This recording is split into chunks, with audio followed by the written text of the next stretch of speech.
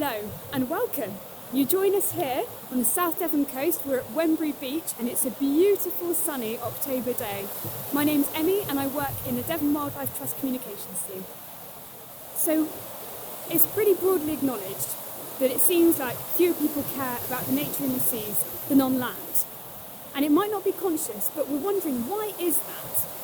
Could be because each and every day we drive past areas of terrestrial wildlife. So we look at housing developments which concern us, we go through parks, we are constantly on land. We exist on land, but we are nothing without the sea.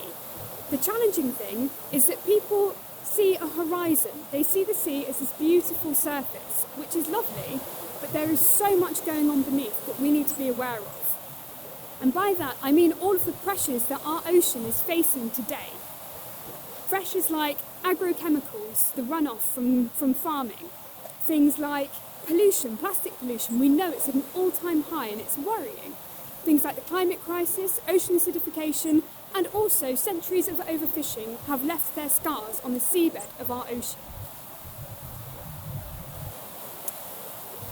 The next question, which I feel like we need to ask, and we are asking right now nationally, what can be done about this? We know that our seas are precious. We know that we can't continue as we are. And DWT has a number of different projects going on.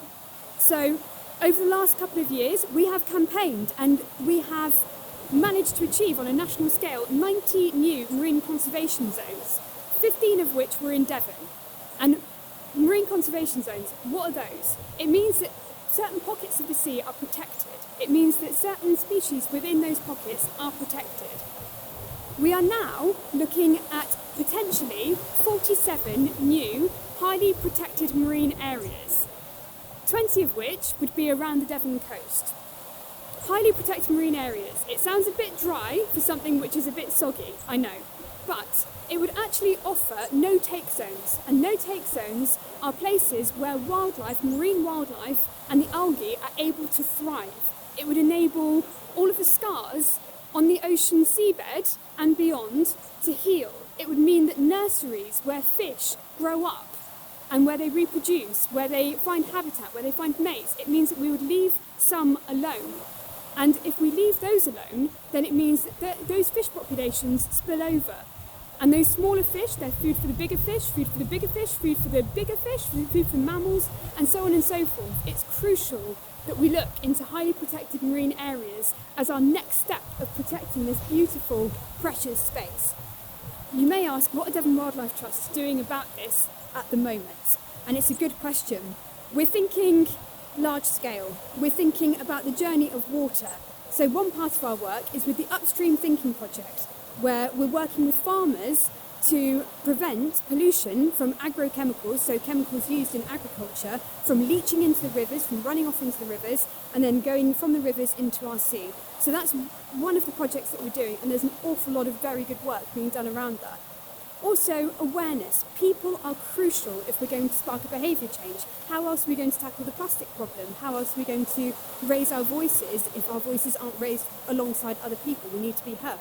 So we have wonderful work going on at Wembury Marine Centre, Seaton Jurassic, where we are advocating an awareness of what is in our ocean and why we should care about it. And that awareness goes from a grandparent, a grandmother, a grandfather, all the way down to a babe in arms. We want to make sure that all people are engaged and on this mission with us together. Other work that we're doing is that we're teaming up with other people who own and manage different stretches of the coastline. So we've got work going on in Plymouth, which is Britain's ocean city, and we're working with the council there to make sure that the marine life there is properly known about, engaged with, enjoyed and respected and protected by those who use it. If we are able to raise our voice alongside thousands, tens of thousands, hundreds of thousands of other voices across the UK, what difference will this make?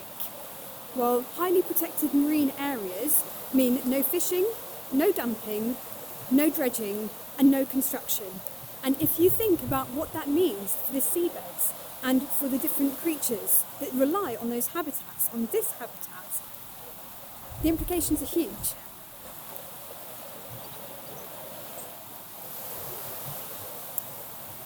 Okay, in an ideal world, if these highly protected marine area protections are granted, what will we see and what will we learn? What we will see is a richness in marine wildlife. We will see more abundance of it. There will be more fish. There will be different fish. There will be fish that are currently, maybe, heading towards rarity or even extinction. They will come back. Cephalopods, so our funky friends, the octopuses, the cuttlefish, they will have space again to be able to be prey and get prey. That food web will restore if these protections are granted. And what will we learn? We will learn, I think, that our seas are not a completely infinite resource. They are finite, and we need to learn balance. So if we give protection, then the sea will be able to regenerate and the balance will be better restored. There's a long way to go, but it will be better restored. That's what we will learn.